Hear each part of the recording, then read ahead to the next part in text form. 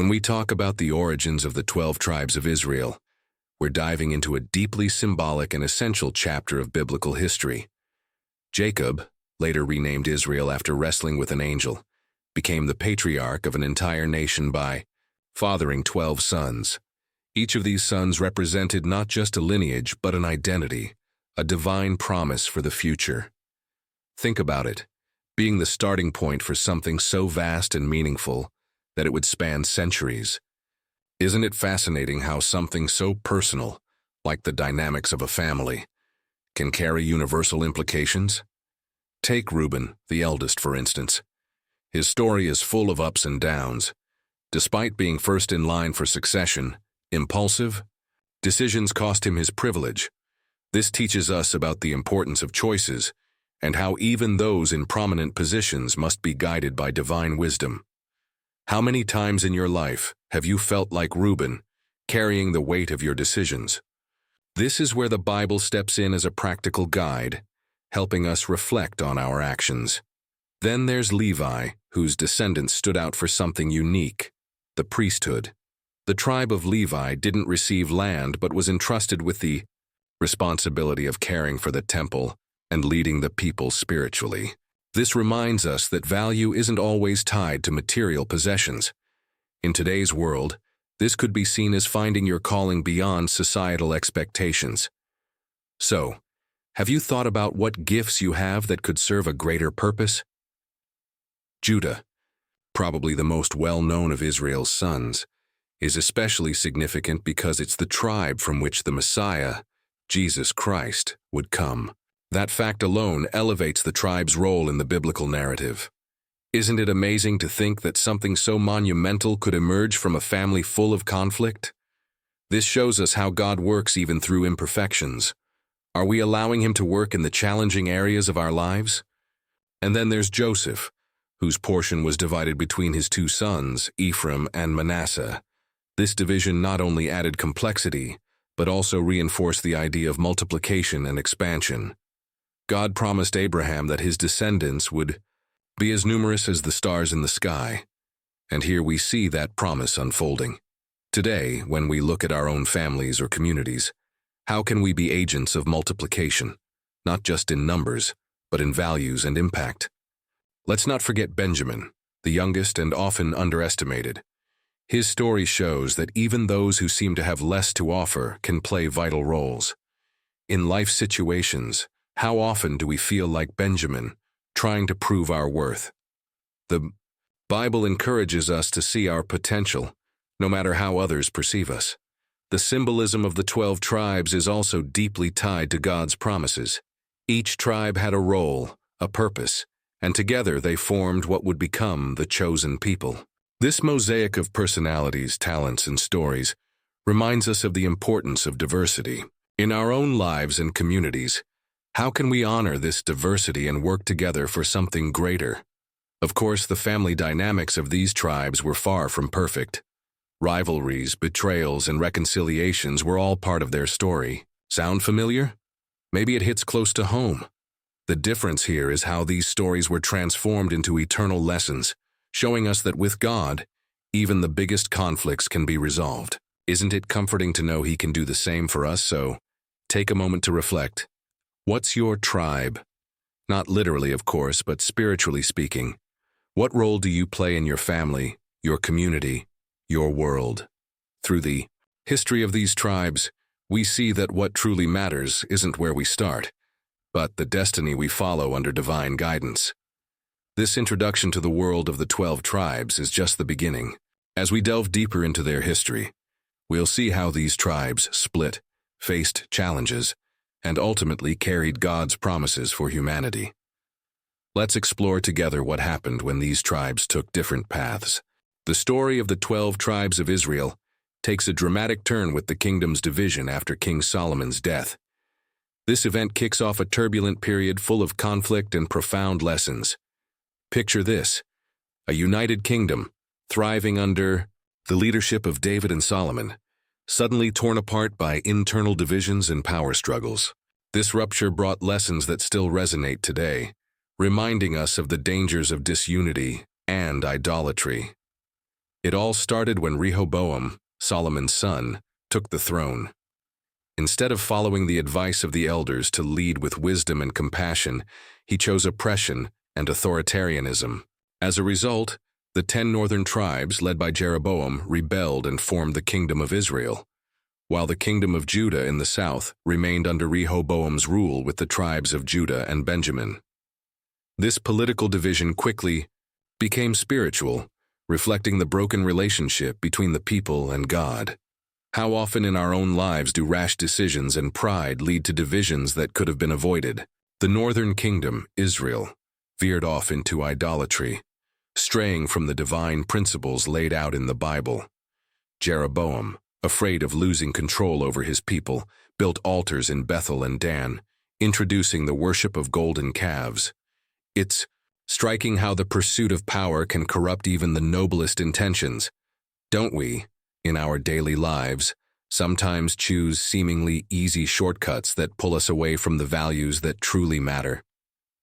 Meanwhile, the southern kingdom, Judah, faced its own spiritual battles.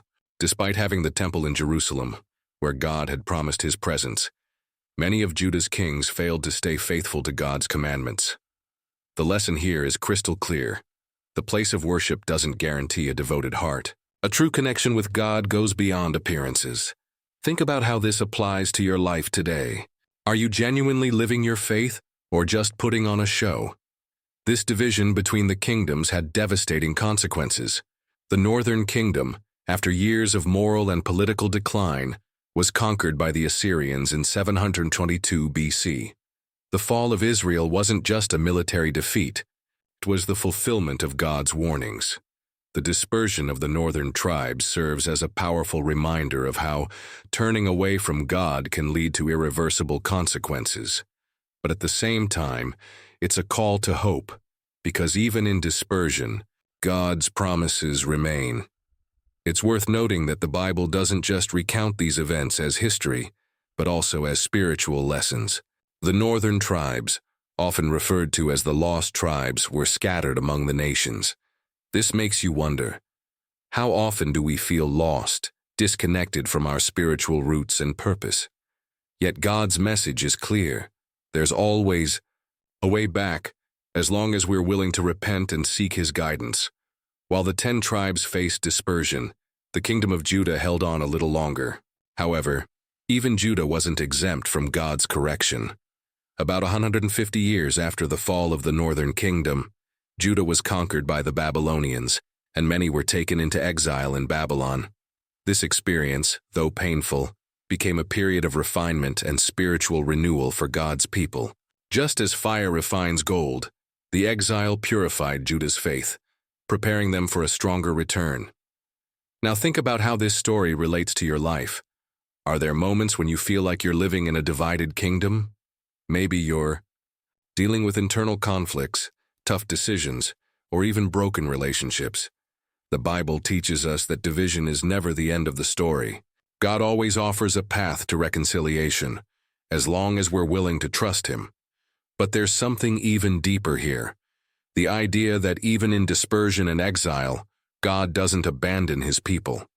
He sends prophets, like Elijah and Elisha, the northern kingdom, and Isaiah and Jeremiah in Judah, to bring hope and correction. It's like he's saying, even when you stray, I'm still here. Isn't that comforting?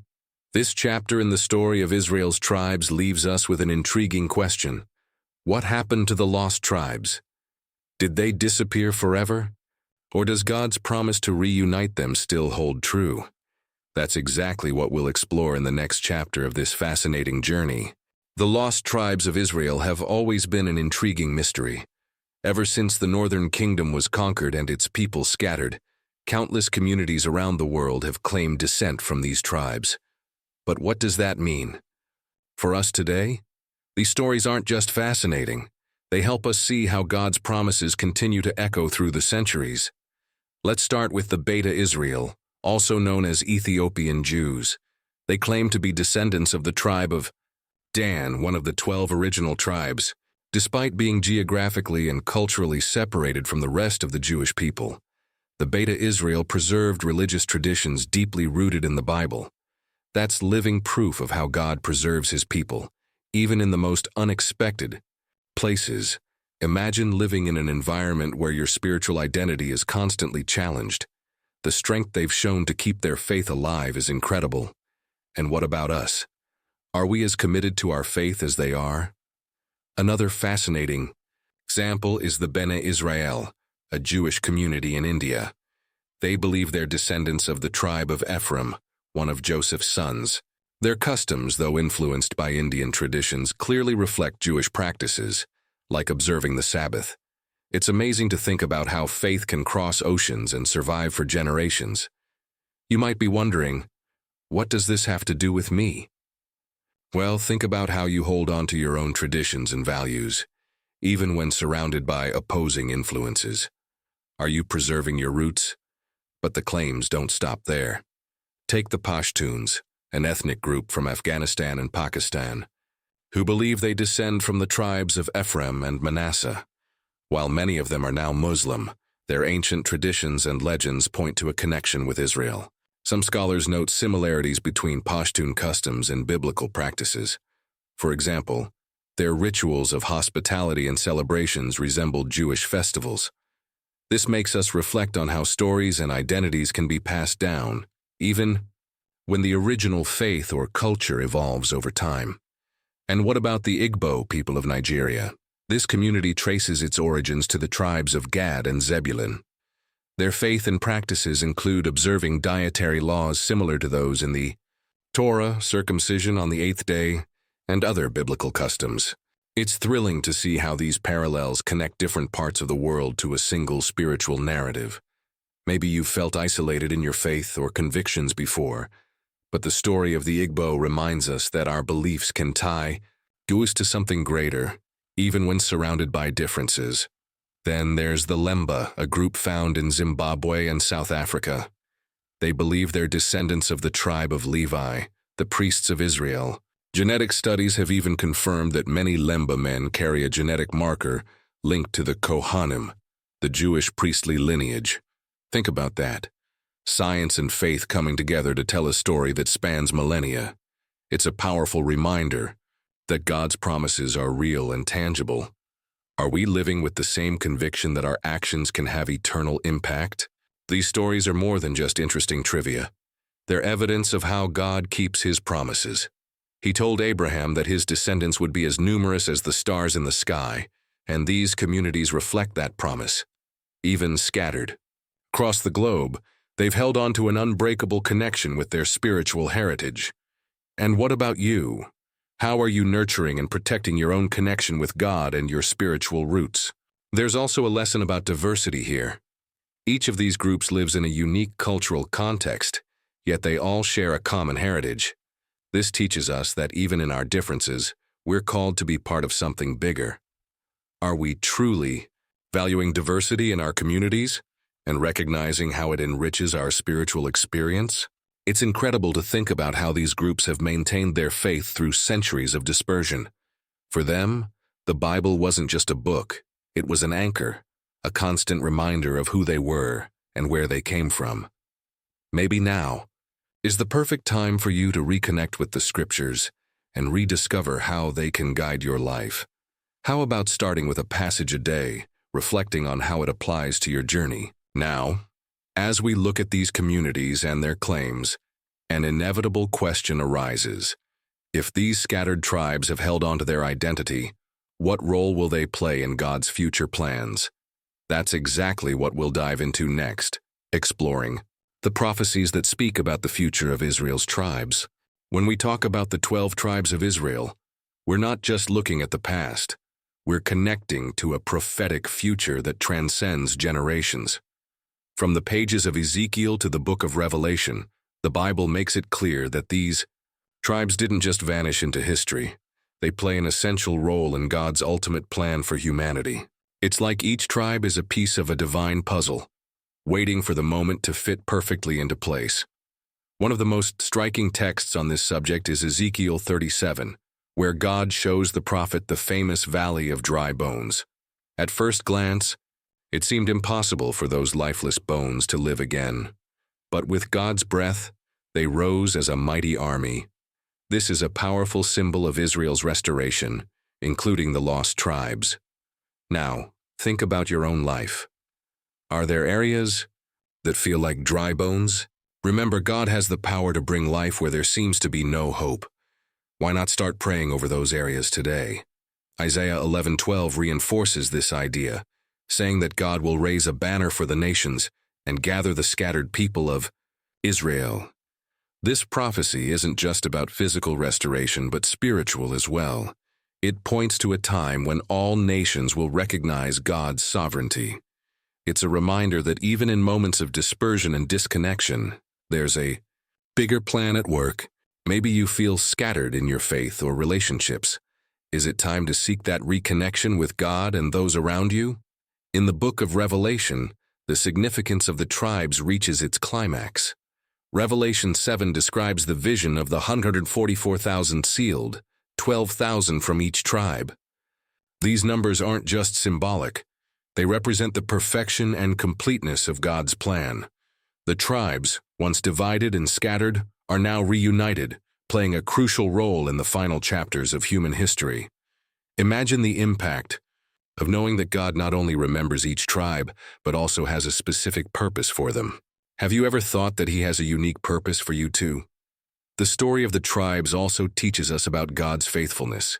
He promised Abraham that his descendants would be a blessing to all nations, and that promise still stands. Even in moments when the tribes strayed or faced the consequences of their choices, God never gave up on them.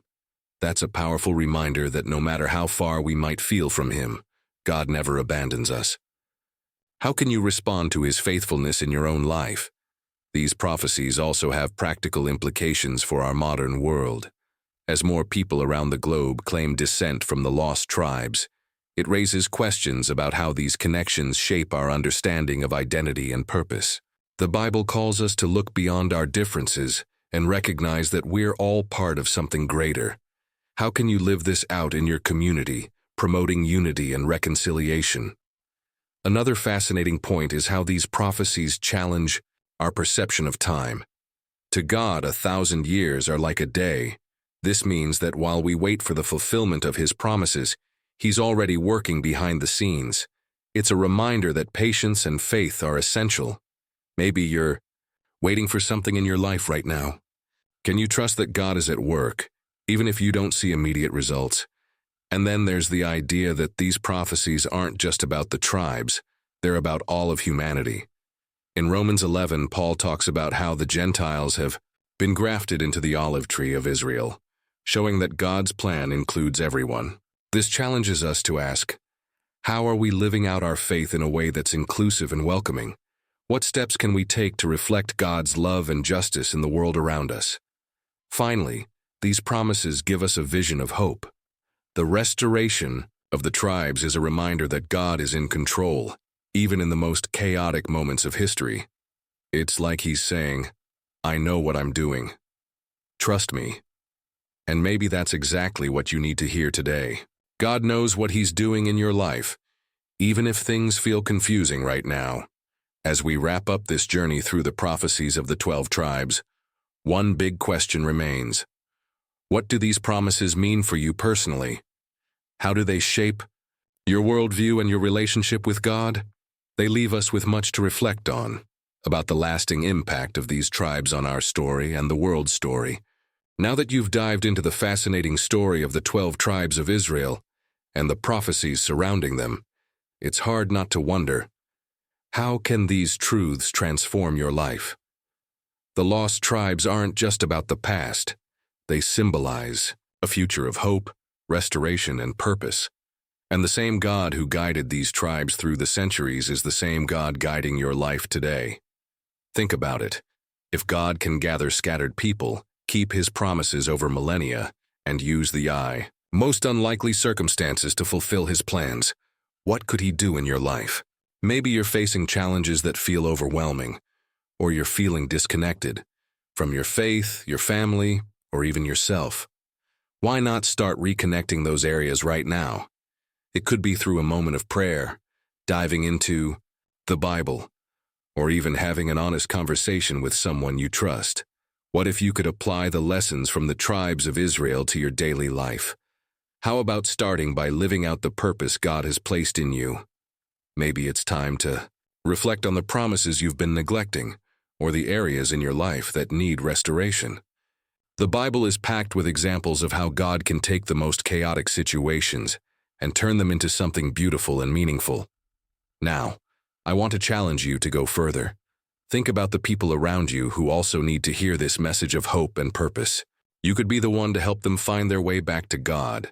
Share what you've learned, live intentionally, and be a light in someone else's life. And before you go, I have 2 things to ask of you. First, hit that subscribe button and turn on the notification bell. That way, you won't miss any of the upcoming content that'll help deepen your faith and understanding of life-changing topics. Second, drop a comment below. I'd love to know. What stood out to you most in this story? What impacted you? I'm going to read every comment, and who knows, your experience might inspire someone else too.